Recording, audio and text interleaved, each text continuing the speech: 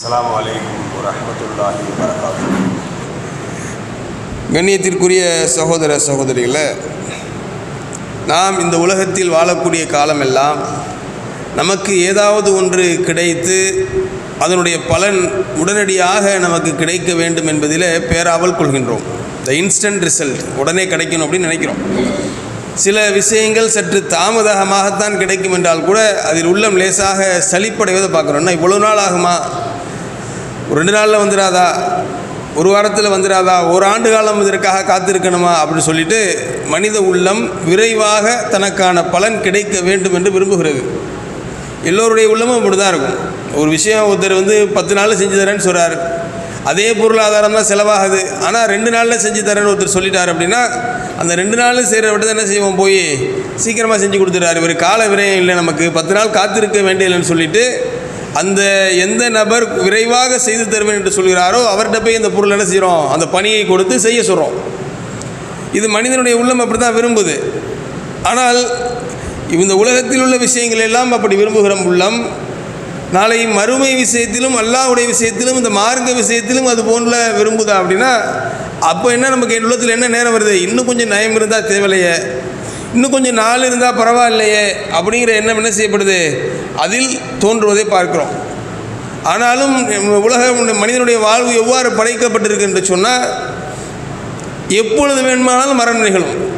நம்ம பார்க்குறோமா, நம்மோடு இருந்தவர்கள் எத்தனையோ பேர் இன்றைக்கு இல்லை, சென்ற மாதம் இருந்தவர்கள் இந்த மாதம் இல்லை, சென்ற ஆண்டு இருந்தவர்கள் இந்த ஆண்டு இல்லை, இன்னும் சொல்ல வேண்டாம் 10 நாளைக்கு முன்னாடி இருந்தவங்க இன்றைக்கி நம்ம கூட இல்லை. நல்ல ஆரோக்கியமாக இருந்தவர்கள், நல்ல உடல் திறனோடு இருந்தவர்கள் எல்லாம் இவருக்கு மரணம் ஏற்படுவதற்கான எந்த வாய்ப்பும் இல்லை, நோய் நொடி இல்லை என்று அவர் நினைத்து கொண்டிருந்தவர்கள் எல்லாம் இன்றைக்கு என்ன பண்ணிட்டாங்க, மரணித்து மண்ணோடு மண்ணாகி விட்டார்கள். அப்போ மரணம் என்பது எப்போது வேண்டுமானாலும் நிகழும். அந்த மரணத்தின் போது ஒரு மனிதன் எப்படி மரணிக்கணும், முஸ்லீமாக மரணிக்கணும். அப்படி முஸ்லீமாக மரணிக்க வேண்டும் என்று சொன்னால் தன்னுடைய 45 வருடம் 50 வருடம் 60 வருடம் பாவம் செய்த ஒரு மனிதன் உடனே நான் மரணிக்கும் போது முஸ்லீமாக மரணிக்கணும் அப்படின்னா முடியும் அல்ல, அதற்கான வாய்ப்பை ஏற்படுத்தி வைத்திருக்கின்றார். அதற்கான வாய்ப்பு தான் பாவ மன்னிப்பு. ஒரு மனிதர் ஒரு 60 ஆண்டு காலம் வாழ்கிறார், அந்த 60 ஆண்டு காலம் முழுவதும் பாவம் செய்யக்கூடியவராக இருக்கிறார். திடீர்னு ஒரு நாள் அவருக்கு என்ன செய்து, நம்ம இவ்வளோ காலம் பாவத்திலே உழண்டுகிட்டு இருக்கோமே அப்படின்னு உள்ளத்தில் ஒரு மாற்றம் ஏற்பட்டு அல்லாஹ்விடத்திலே பாவ மன்னிப்பு தேடி பாவத்திலிருந்து விலகி தன்னை நல்ல வாழ்வின் பக்கம் புகுத்தி கொள்கிறார். திடீரென அவருக்கு ஒரு நாள் மரணம் நிகழ்ந்து விட்டுன்னு வச்சுங்க, அவர் எப்படிப்பட்டவராக அல்லாஹ்விடத்தில் போவார் தெரியுமா, மிகப்பெரிய நன்மைகளை சுமந்தவராக போவார். 60 ஆண்டு காலம் அவர் செய்த பாவங்கள் அனைத்தையும் நன்மைகளாக அல்லாஹ்விடத்தில் என்ன செய்வார், கொண்டு போய் சேர்ப்பார் அப்படின்னு அல்லாஹ் குர்ஆனிலே சொல்லி காட்டுகிறார். அல்லாஹ் தோறு சொல்கிறாங்க, அல்லாஹ் சொல்லி காட்டுகின்றார். 25வது அத்தியாயம் 70வது வசனத்தில் அல்லாஹ் சொல்கிறான், இல்லாமன் தாப வ ஆமன அமில சாலிஹன் ஃபஉலாயிக யுபத்திலுல்லாஹி சய்யாத்திக்கும் ஹசனாத். அல்லாஹ் சொல்கிறான், ஒரு மனிதன் திருந்தி அல்லாஹ்வை நம்பிக்கை கொள்ள வேண்டிய முறையில் நம்பிக்கை கொள்கிறார், அவனிடத்திலே பாவ மன்னிப்பு தேடுகிறார். அப்படிப்பட்ட ஒரு மனிதரை அல்லாஹ் எவ்வளவு பெரிய அந்தஸ்தில் கொண்டு வைக்கிறான் அப்படின்னா, அவர் இவ்வளவு காலம் செய்த எல்லா பாவங்களையும் அல்லாஹ் சொல்லி காட்டுகின்றார். உலாயிக்க யுபத்திலுல்லாஹி சய்யாத்திக்கும் ஹசனாத், அவர் செய்த எல்லா பாவங்களையும் அல்லாஹ் நன்மையாக மாற்றிடுறான். 60 ஆண்டு கால பாவம் என்பது சாதாரணமாக இருக்காது. ஒரு 10 நாள் பாவத்தை கணக்கு போட்டாலே நம்மளால் மலைச்சு போயிடுவோம். நமக்கு பட்டியலிடுவதில்லை பாவத்தை, ஒவ்வொரு மனிதனும் பாவத்தை பட்டியலிட்டால் மலைத்து போயிடுவோம். இவ்வளவு பாவம் நம்மகிட்ட சேர்ந்துருச்சா, நம்ம பேச்சில் இவ்வளவு பாவமா, நம்ம செயலில் இவ்வளவு பாவமா, பார்வையில் இவ்வளவு பாவமா, நம்மளுடைய பொருளாதார ஈட்டல் இவ்வளவு பாவமா, செலவு செய்யும் போது இவ்வளவு பாவமா இப்படின்னு சொல்லிட்டு பட்டியலை போட்டோம்னா மலைச்சு போயிடுவோம். 60 ஆண்டு கால பாவத்தை அல்லாஹ் என்ன செய்யறான், அந்த மனிதனுக்கு நன்மையாக மாற்றி அந்த மனிதர் நாளைக்கு எப்படி பாவ மன்னிப்பு தேடி ஒரு சில நாட்களிலே ஒரு சில தினங்களிலே வர்ணிக்கிறார்னு வச்சுக்குவோம், அவர் மிகப்பெரிய பொக்கிஷத்தை அல்லாஹ்விடத்தில் கொண்டு போவார். ஏன் அல்லாஹ் அவர் அப்படி யார் தன்னை சீர்திருத்தி கொள்ள யாராவது ஒரு விரும்பினால் அல்லாஹ் அவர் என்ன செய்யறான், இன்முகத்தோடு அல்லாஹ் அவருடைய பாவங்களை மன்னித்து அவருடைய பாவங்களை எல்லாம் நன்மையாக்கி எப்படியாவது போய் என்ன செஞ்சிடணும், இவர் சொர்க்கத்திற்கு புகுத்திடணும் அப்படின்னு சொல்லி தான் அல்லாஹ் விரும்புகிறான். அல்லாஹுடைய நோக்கமே அதான். என்ன அப்படின்னா, யாரையும் நரகத்தில் போயிட்டு அவனை என்ன செய்யணும், துன்பப்படுத்த வேண்டும் என்று அல்லாஹ்வுடைய இலக்கல்ல. அதற்காக தான் அல்லாஹ் பல்வேறு சந்தர்ப்பங்களை இந்த மனிதனுக்கு கொடுத்து கொண்டே இருக்கிறான். அப்படி கொடுத்து கொண்டே இருந்தும் கூட மனிதன் என்ன செய்யறதில்லை, அதை நாம் சரியாக பயன்படுத்தி கொள்வதில்லை. இன்னும் சொல்லணும் அப்படின்னா, ஒரு சம்பவம் ஒன்று அல்லாஹ் ஒரு காலத்தில் நடக்குது. அல்லாஹ்வின் தூதர் என்ன செய்ய போர்க்களத்தை முடிச்சுட்டு வந்து அமர்ந்திருக்கிறாங்க. அந்த போர்க்களத்திலே போர் கைதியாக பிடிக்கப்பட்ட ஒரு பெண் என்ன பண்ணுறாங்க, தன்னுடைய குழந்தையை தொலைத்துட்டு அங்கும் இங்கும் தேடுறாங்க.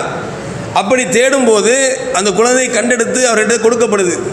அப்படி கொடுக்கக்கூடிய நேரத்தில் அந்த தாய் அப்படியே அந்த பிள்ளையை வாரி அணைச்சி உடனே என்ன செய்கிறா, இவ்வளோ நேரம் அந்த பிள்ளை சாப்பிடாமல் இருந்திருக்கு, உணவு இருந்தாமல் இருக்கு, பால் ஊட்டுகிறாள். இந்த சம்பவத்தை அல்லாஹ்வின் தூதர் கவனித்து கொண்டு கேட்குறாங்க, சஹாபாட்ட கேட்குறாங்க, இந்த தாய் இந்த பிள்ளையை நெருப்பில் வீசுவாளா அப்படின்னு கேட்குறாங்க. அல்லாஹ்வின் தூதரே, அந்த பிள்ளையை காணணும் எந்த அளவுக்கு பதபயத்து போய்விட்டால் இவள் எப்படி நெருப்பில் வீசுவாள் அப்படின்னு சொல்லிட்டு சஹாபாக்கள் கேட்குறாங்க.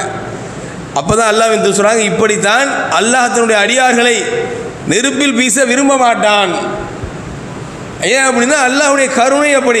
இந்த உலகத்தில் இருக்கக்கூடிய கருணை ஒரே ஒரு சதவீதம் தான் நம்ம இப்போ இந்த உலகத்தில் கண்டுக்கிட்டு இருக்கோம்.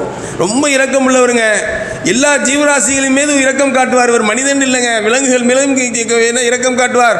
பறவைகளுக்கு தண்ணீர் குடிக்க வேண்டும் என்பதற்கு அதற்கான ஏற்பாடுகளை செய்வார். விலங்குகள் உணவருந்துவதற்காக அதற்கான ஏற்பாடுகள் எல்லாம் செய்வார். அப்படின்னு சொல்லிட்டு ஒரு மனிதனை மிகவும் உச்சபட்சமாக இரக்கத்திற்கு கொண்டு போய் வச்சோம் அப்படின்னா கூட, இன்னும் சொல்லணும்னா ஒரு தாயினுடைய இரக்கம் இருக்குது பார்த்தீங்களா, அந்த தாயினுடைய இரக்கத்திற்கு எதையுமே என்ன செய்ய முடியாது, ஈடாக்க முடியாது. அப்படிப்பட்ட இரக்கம் கூட ஒட்டுமொத்த உலகத்தில் இருக்கக்கூடிய தாய்மார்களுக்கும் ஒட்டுமொத்த உலகத்தில் இருக்கக்கூடிய இரக்கத்திற்கு சொந்தக்காரர்கள் இரக்கம் எல்லாம் ஒரே ஒரு சதவீதம் தான். அல்லாஹ்கிட்ட பாக்கி 99% 100%, இது போன்ற ஒரு 100% அல்லாஹ் என்ன இருக்கு, இரக்கம் இருக்கு. அல்லாஹ்விடத்தில் இருக்கக்கூடிய இரக்கத்தை 100ஆக பிரித்து ஒன்றை தான் அல்லாஹ் அந்த உலகத்தில் காண்கிறோம். ஆனால் இது போன்ற இன்னும் 99 மடங்கு அல்லாஹ்விடத்தில் இருக்குன்னு சொன்னால் நம்மளை அல்லாஹ் நரகத்தில் போடுவதற்காக அவன் என்ன செய்வான், விரும்புவானா? அல்லாஹ் பாவத்தை மன்னிக்க வேண்டும் என்று தான் விரும்புகிறான். என்னுடைய அடியான் என்னிடத்திலே பாவ மன்னிப்பு தேடினால் அவன் நான் பாவத்தை மன்னித்து அவனை தூய்மைப்படுத்துகிறேன். அதுதான் என்ன, அல்லாஹ் என்னை தவிர உங்களுடைய பாவங்களை யார் மன்னிக்க முடியும் அப்படின்னு அல்லாஹ் கேட்குறான்.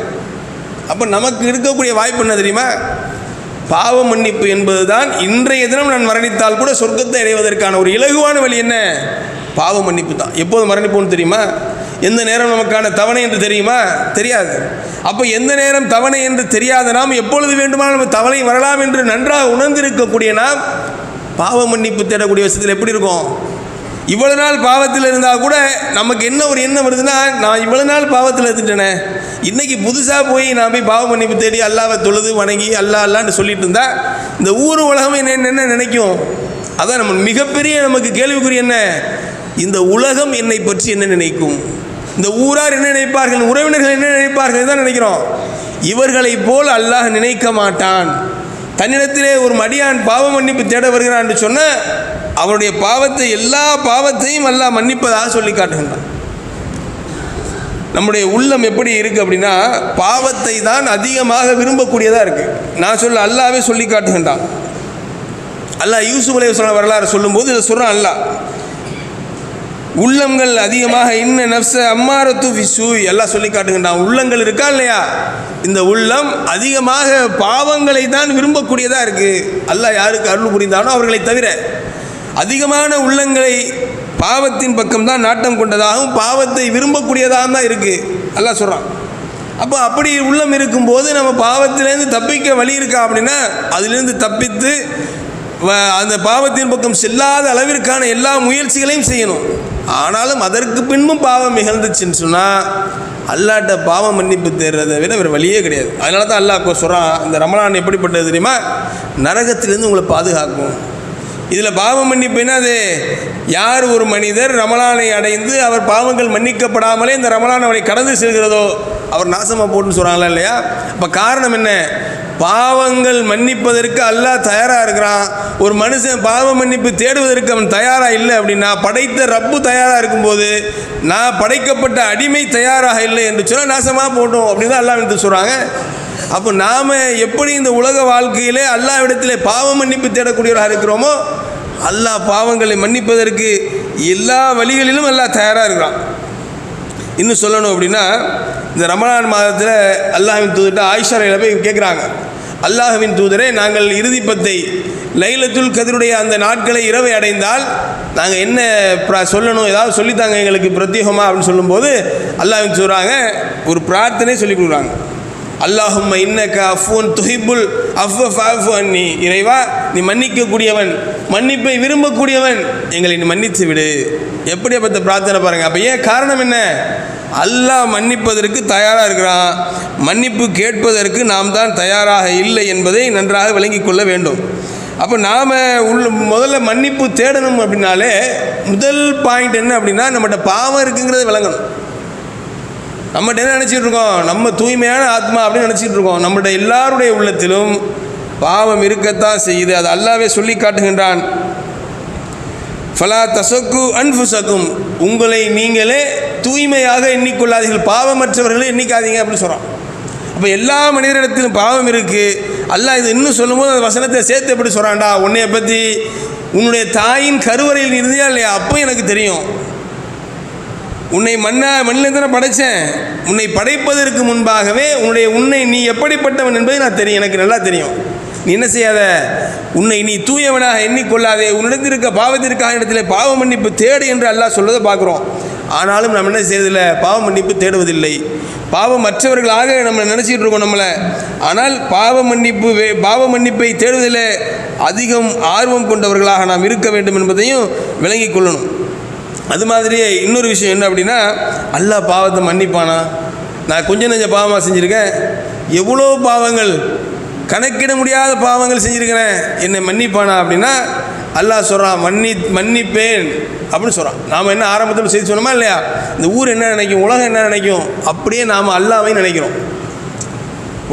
நான் ஒரு பாவம் செஞ்சுட்டேன்டா, என்னுடைய உறவுகள் என்னை கொஞ்சம் சற்று தள்ளி வைப்பாங்க, நண்பர்கள் கொஞ்சம் தள்ளி வைப்பாங்க, ஊரார்கள் கொஞ்சம் தள்ளி வைப்பாங்க, எல்லாவற்றிலும் என்னை இணைத்து கொள்ள மாட்டார்கள், சேர்த்து கொள்ள மாட்டார்கள், கொஞ்சம் டிஸ்டன்ஸை மெயின்டைன் பண்ணுவாங்க. ஆனால் அல்லாஹ் என்ன நம்ம சொல்கிறான், அல்லாஹ் அப்படிப்பட்டவன் அல்ல. அல்லாஹ்கிட்ட நீங்கள் பாவ மன்னிப்பு தேடுறதுக்கு தயாராகிட்டீங்கன்னா உங்கள்கிட்ட அல்லாஹ் எந்த விதமான தூரத்தையும், அதான் பாருங்களேன், உங்கள் பாவத்தை மன்னிப்பதோடு மட்டும் இல்லாமல் பாவங்களை எல்லாம் என்ன செய்யணும், நன்மையாக மாற்றினான்னா எவ்வளோ பெரிய கொடை வள்ளல் இறைவன். அப்போ அவன் சொல்கிறான் அல்ல, அப்போ அவன் என்ன சொல்கிறான்னா, அந்த உலகம் எப்படி பாவிகளை அணுகுவது போல அணுகுவதில்லை. உலகத்தில் உள்ளவங்க எப்படி பாவிகளை ஒதுக்கி வைக்கிறார்களோ அப்படி ஒதுக்கி வைப்பதல்ல. அல்லாஹ் சொல்கிறான், குல்யா இபாதி அல்லதி அஸ்ரஃபு அலா அன்ஃபுசிக்கும் லா தக்னூது மின் ரஹ்மத்தில்லாஹ், தங்களுக்கு தாங்களே அநீதி இழைத்து கொண்ட மானக்கேடான காரியங்களை செய்த எனது அடியார்களே அழைக்கிறான். நான் தானே உன்னை படைத்தேன், நீ என்னுடைய அடிமை தானே, என் அடியார்களே என்று அல்லாஹ் அழைக்கிறான். எப்படி நம்ம உறவு நம்மை சேர்த்து அழைக்காதோ, உறவு நம்மை சேர்த்து கொள்ளாதோ, அப்படியெல்லாம் அல்லாஹ் பார்க்க மாட்டான். நீ பாவ மன்னிப்பு தேட வந்துட்டா நீ என்னுடைய அடியான். உனக்கு இந்த உலகத்தில் உயிர் இருக்கும் வரை, உன்னுடைய தொண்டை குழி உயிரை அடைக்கும் வரை அல்லாஹ் அவகாசத்தை கொடுத்து வச்சுருக்கான். அந்த நேரத்தில் ரப்பே அப்படின்னு கையெழுந்துட்டு வச்சுங்க, இறைவா என்னை மன்னிச்சிரு, நீ நான் அநியாயக்காரன் இருந்துட்டேன், என்னுடைய அநியாயத்தை நீ உன்னை தவிர யாராலும் மன்னிக்க முடியாது, நீ மன்னிக்கவில்லை என்று சொன்னால் நான் நாசமாக போயிடுவேன், என்னை மன்னிச்சிரா ரப்பே அப்படின்னு கையை தூக்கிட்டோம் அப்படின்னா அல்லாஹ் மன்னிக்கிறது தயாராக இருக்காங்கிறான். அதனால தான் அல்லாஹ் கூப்பிட்றேன், தங்களுக்கு தாங்களே அநீதி இழைத்து கொண்ட என்னுடைய அடியார்களே நீங்கள் வாருங்கள், என்னுன் மீது உள்ள நீங்கள் என்ன செய்யாதீங்க, என்னுடைய மீது உள்ள அந்த இதை என்ன செய்ய தக்னூது மின் ரஹ்மத்தில்லாஹ், அல்லாஹுடைய அருளில் நீங்கள் நம்பிக்கை இழந்து விடாதீங்க. அல்லாஹ் கூப்பிட்றான், இன்னல்லாஹ் யக்ஃபிர் துனூப ஜமீஆ, நீங்கள் இந்த உலக அளவுக்கு எவ்வளவு பெரிய பாவத்தை செய்திருந்தாலும் சரிதான், எல்லா பாவங்களையும் மன்னிப்பதற்கு அல்லாஹ் தயாராக இருக்கிறான்னு சொல்லதை பார்க்குறோம். இன்னஹு ஹுவ கஃபூருர் ரஹீம், அல்லாஹ் மன்னிப்பவன், மிக பெரும் கருணையாளன், நம்மளால் நினைத்து பார்க்க முடியாத அளவுக்கு கருணையாளன். இந்த உலகத்தில் மனிதர்கள் எப்படி கருணைக்கான ஒரு இலக்கணம் வச்சுருப்போமா இல்லையா, இதான் கருணைன்னு வச்சுருப்போமா இல்லையா, அதையெல்லாம் கடந்த அல்லாஹ் கருணையாளன். உதாரணத்தை ஒன்று விளங்கிக்கணும் அப்படின்னா, அல்லாஹ் குர்ஆனில் ஒரு சட்டம் சொல்கிறான், நீங்கள் பிரயாணியாகவோ அல்லது நோயாளியாகவோ இருந்து உங்களுடைய மனைவியரை நீங்கள் தீண்டினால் நீங்கள் என்ன செஞ்ச வேண்டியதில்லை, குளிக்க வேண்டியதில்லை, தயமம் செஞ்சுக்கலாம். நீங்கள் நோயாளியாக இருக்கீங்க, பிரயாணியாக இருக்கீங்க, தண்ணி கிடைக்கல, அல்லது நோயின் விளைவால் உங்களுக்கு தண்ணீரை பயன்படுத்த முடியாத நிலை வந்துருச்சு, நீ என்ன சொல்கிறான்ல, நீங்கள் தைமம் செஞ்சீங்க போதும், மண்ணை தொட்டு என்ன செய்யுங்க, அல்லாஹ் சொல்லிக் கொடுத்தபடி தைமம் செய்து கொள்ள வேண்டும். மனிதன் எத்தனை பெரிய கருணை உள்ள மனிதனாக இருந்தால் என்ன தெரியுமா கேட்பான், அப்பா உனக்கு தான் உடம்பு சரியில்லையப்பா, உனக்கு என்ன மனைவியோடு சேர வேண்டும் என்று அவசியம் வந்தது, கேட்பானா கேட்க மாட்டானா, கேட்பான். ஆனால் அல்லாஹ் சொல்கிறான், நீ எந்த அளவிற்கு அல்லாஹ் கருணையாளன் என்பதை உணர்ந்து கொள்ள வேண்டும் என்று சொன்னால் இதை ஆழமாக சிந்திச்சா நமக்கு தெரியும்.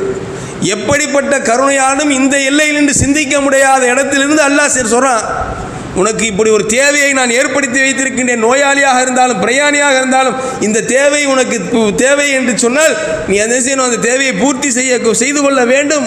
அப்படித்தான் உன்னை படைத்து வைத்திருக்கிறேன் என்று அல்லாஹ் சொல்கிறான். அவன் எப்படி பெரிய கருணையாளன். அப்போ நம்ம மன்னிக்க மாட்டான். அல்லாஹ் மன்னிப்பதற்கு தயாராக தானே இருக்கிறான். மன்னித்து நம்முடைய பாவங்களை மன்னிப்பதோடு நமக்கு பாவங்களை நன்மையாக்கி நாளை சொர்க்கச் சோலைகளை நிரந்தரமாக தங்குவதற்கான வழிவகைகளை செய்வதற்காக அல்லாஹ் சொல்கிறான் இல்லையா. அப்போ நாம் நம்முடைய பாவ மன்னிப்பு கோருதில் ரொம்ப அலட்சியமாக இருக்கிறோம். இப்போ தொழுவ வர்றோம், நம்ம கூட என்ன செய்கிறோம், தொழுதுட்டு அப்படியே போயிட்டுருக்கோம். அல்லாஹ்ட்ட கொஞ்சம் நேரம் உட்காந்து கையேந்திர கிடையாது. இறைவா என்னை மன்னிச்சிரு, என்னுடைய எல்லா பாவங்களையும் மன்னிச்சிரு.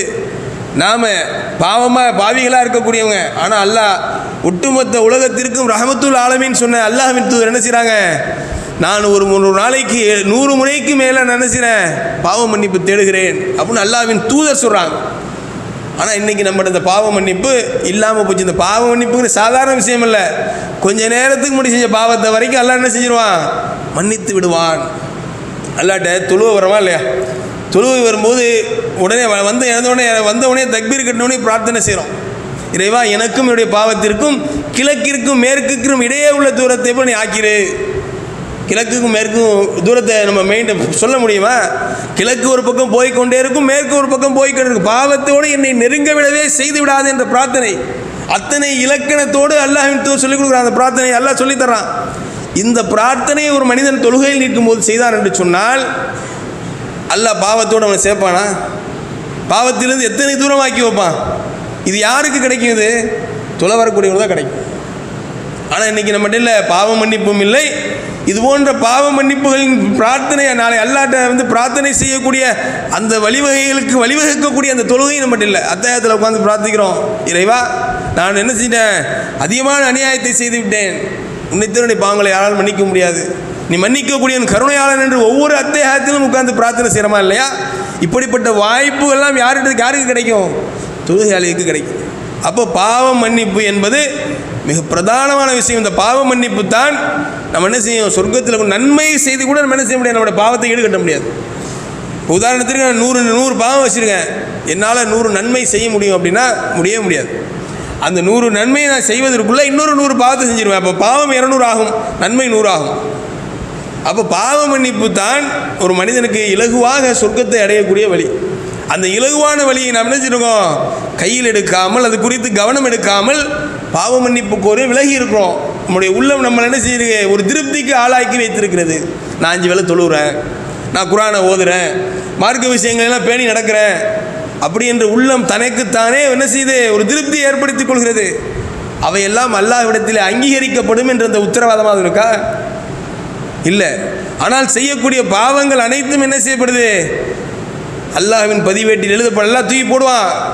நாளைக்கு மறுமையில் போயிருந்தா அல்லாஹ் பார்த்துட்டு மனுஷன் கதறுவானா, ஆஹா இது என்ன, இது நான் செய்த சிறியதும் இருக்கிறதே பெரியதும் இருக்கிறாதே, இப்படி ஒரு நாளை நான் சந்திக்காமல் இருக்கக்கூடாதா, மண்ணோடு மண்ணாகி போயிருக்கக்கூடாதா என்று நாளை மறுமையிலே அல்லாஹ் கொடுக்கக்கூடிய அந்த வினைச்சீட்டை பார்த்து மனிதன் கதறுவானா. இந்த வினைச்சீட்டுடைய வினையெல்லாம் இங்கே நாம் கணக்கிட்டு அல்லாஹ்விடத்திலே பாவ மன்னிப்பு தேடி நாளை அல்லாஹ்விடத்திலே மிகப்பெரிய அந்தஸ்துக்குரிய மனிதனாக போய் நிற்கணுமா இல்லையா, அல்லாஹுவால் கண்ணியப்படுத்தப்பட்ட மனிதனாக நிற்கணுமா இல்லையா? அதற்கு ஒரே வழி பாவ மன்னிப்பு. இந்த பாவம் கூட யாருக்கு மன்னிக்கப்படும்? இணை வைக்காதவர்களுக்குத்தான் பாவம் மன்னிக்கப்படும். மனிதன் உயிரோடு வாழும்போது இணை வைத்து கொண்டே பாவ மன்னிப்பு தேடினால் நன்மைகள் செய்தால் அவனுக்கு எதுவுமே கிடைக்காது. அவன் எதற்கு முதலில் பாவ மன்னிப்பு தேட இணை வைக்கக்கூடியவன்? இணை வைப்பை உணர்ந்து இறைவா நான் உனக்கு இணையாக இது போன்ற செயலெல்லாம் செஞ்சுட்டேன், நான் மிகப்பெரிய அநியாயத்தை செஞ்சுட்டேன், இனி உன்னுடைய எந்த நிலையிலும் உனக்கு நான் இணை வைக்க மாட்டேன் என்று இணை வைப்பிற்காக முதலில் பாவ மன்னிப்பு செய்தவன் திருந்தினான் என்று சொன்னால் அவனுக்கு என்ன எல்லாம் மன்னிச்சுவான்.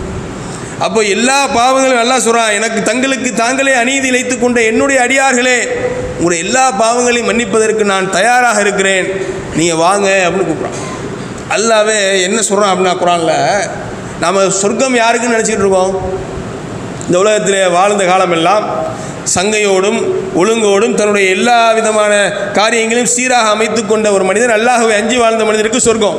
அதில் மாற்றுக்கிறது இல்லை. அல்லாஹ் சொல்கிறேன், வல்லதீன ஆமனு அமிலு சாலிஹாத்தி உலாயிக அஸ்ஹாபுல் ஜன்னா ஹும் ஃபீஹா ஹாலிதுன். யார் நம்பிக்கை கொண்டு நல்லறங்களை செய்து இந்த உலகத்தில் வாழ்கிறார்களோ அவர்களுக்கு அல்லாஹ் சொர்க்கத்தை கொடுப்பான், அதில் ஒரு நிரந்தரமாக இருப்பார்கள் என்று அல்லாஹ் சொல்லி காட்டுகின்றான். ஆனால் இன்னொரு இடத்துல அல்லாஹ் சொல்லி காட்டுகின்றான், நாம் கணக்கில் எடுக்காத விஷயத்தை அல்லாஹ் சொல்கிறான். நாம் ஒரு இந்த மனிதரெல்லாம் சொர்க்கத்திற்கு உரியவரா, நமக்கு ஒரு இருக்கும்ல நல்ல மனுஷன், இப்போ கெட்ட மனிதன் என்ற ஒரு எண்ணம் நமக்கு இருக்குமா இல்லையா? அதை குறித்து அல்லாஹ் சொல்லும்போது சொல்கிறான், அல்லதீன யுன்ஃபிகூன ஃபி ஷர்ராயி வல் அர்ராயி. அல்லாஹ் சில பண்புகளை சொல்லி காட்டுறார். அவர்கள் என்ன செய்வாங்க? வறுமையிலும் வசதியிலும் செலவு செய்வார்கள். காதிமீன கைதா ஆஃபினி அனன்னாஸ், இதெல்லாம் சொல்லுவாங்க. இதெல்லாம் சொல்லிட்டு அல்லாஹ் சொல்கிறான், கடைசியாக முத்தாய்ப்பாக ஒரு செய்த சொல்லி காட்டுகின்றான். அவர்கள் எத்தகையவர் என்று சொன்னால், அவர்கள் மானக்கேடான காரியத்தை செய்துவிட்டால், வல்லதீன இதா ஃபாயிலு ஃபாயிசத்தும் அவுலமு அன்ஃபுசக்கும் தக்கரல்லா. அவர்கள் என்ன செய்வாங்க? மானக்கேடான காரியத்தை செய்துவிட்டால், தங்களுக்கு தாங்களே அநீதிழைக்கக்கூடிய காரியங்களை செய்துவிட்டால் என்ன செய்வாங்க? அல்லாஹுவின் பக்கம் அல்லாஹுவின் பயத்தால் நான் செய்து கொண்டிருக்கக்கூடிய தவறு என்பதை விளங்கி உடனே வந்துடுவாங்க. தவறு செய்துட்டு இருப்பாங்க, செஞ்ச தவறில் அவர்கள் நிலைத்திருக்க மாட்டார்கள். ஏன்? அல்லாஹுவின் அச்சத்தினால் நிலைத்திருக்க. அல்லாஹ் சொல்கிறான், இந்த உலகத்திலே பாவம் செய்து கொண்டிருக்கக்கூடியவர்கள் பாவத்தை செய்து கொண்டிருக்கக்கூடிய நிலையிலே அல்லாஹுவின் அச்சத்தில் பாவத்திலிருந்து வெளில வருவாங்க. அந்த பாவத்தை திரும்ப திரும்ப செய்ய மாட்டார்கள். அப்படிப்பட்டவர்களுக்கு அல்லாஹ் சொல்கிறான், இந்த வானபூமி விசாலமான சொர்க்கத்தை தருவதாக அல்லாஹ் சொல்கிறான். அப்போ பாவம் செய்கிறோமேன்னு சொல்லிட்டு அப்படியே அதே நிலையில் மரணிக்க வேண்டும் என்ற அவசியமும் இல்லை. பாவிகளை எல்லாம் அல்லாஹ் மன்னித்து சொர்க்கத்திற்கு புகுத்ததான் அல்லாஹ் விரும்புகிறான். அல்லாஹுவின் ஆசையும் விருப்பமும் அதுவாக இருக்கும்போது, படைத்தவனின் விருப்பத்திற்கு மாறாக எனக்கு மன்னிப்பு கிடைக்குமா? என்னை அல்லாஹ் மன்னிப்பானா? இவ்வளவு பாவங்களை செய்து விட்டேன் என்று சொல்லிட்டு நாமளே நினச்சிட்டு இருக்கோம். நம்ம மீது ஒரு காம்ப்ளெக்ஸ் வச்சுக்கிட்டு நம்ம எல்லாம் எங்கே மன்னிக்க போகிறோம் அல்ல அப்படின்னு நினச்சிக்கிட்டு இருக்கிறோம். எல்லா பாவங்களையும் மன்னிப்பதற்கு அல்ல, இன்னல்லாஹ யக்ஃபிர் துனூப ஜமியா, அனைத்து பாவங்களையும் மன்னிப்பதற்கு அல்லாஹ் தயாராக இருக்கிறான். இந்த உலகத்திலே மனிதனுக்கு செய்த பாவங்களை தவிர மனிதர் செய்த பாவங்களை மனிதத்தில் அதற்கான பரிகாரத்தை தேடிக்கொள்ள வேண்டும். அல்லாஹ் அதில் தலையிட மாட்டான் மனிதன் மன்னிக்கும் வரை. ஆனால் அல்லாஹ் பாவமாக கருதக்கூடிய விஷயங்களை, அல்லாஹ்விடத்திலே பாவமாக அவனுக்கான பாவமாக கருதப்பட்ட எல்லா விஷயங்களையும் மன்னிப்பதற்கு அல்லாஹ் தயாராக இருக்கிறான். நாம் அல்லாஹ்விடத்திலே பாவ மன்னிப்பு தேடி அந்த நிலையில் பாவ மன்னிப்பு தேடி நிலையிலே மன்னிக்கக்கூடிய மக்கள் எல்லாம் சதா அல்லாஹ் இடத்துல பாவ மன்னிப்பு கேட்டு இருக்கணும். அல்லாஹ் 100 முறை கேட்குறாங்களா இல்லையா?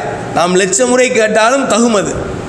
அப்போ எல்லா நேரமும் பாவ மன்னிப்பை தன்னுடைய வாழ்க்கையில் பின்பற்றி பாவ மன்னிப்பு தேடக்கூடிய மக்களாகவே வாழ்ந்து பாவ மன்னிப்பு தேடிய நிலையே, பாவங்கள் மன்னிக்கப்பட்ட நிலையிலே அல்லாஹ்விடத்தில் கண்ணியத்திற்குரிய மனிதனாக மரணிக்க வேண்டிய வாய்ப்பை அல்லாஹ் எனக்கும் உங்களுக்கும் தர வேண்டும் என்று பிரார்த்தித்தவனாக என் உரையை முடித்துக் கொள்கின்றேன். வாஹிர் தவானா அனில் அல்ஹம்துலில்லாஹி ரப்பில் ஆலமீன். அஸ்ஸலாமு அலைக்கும் வரஹ்மத்துல்லாஹி வபரகாத்துஹு.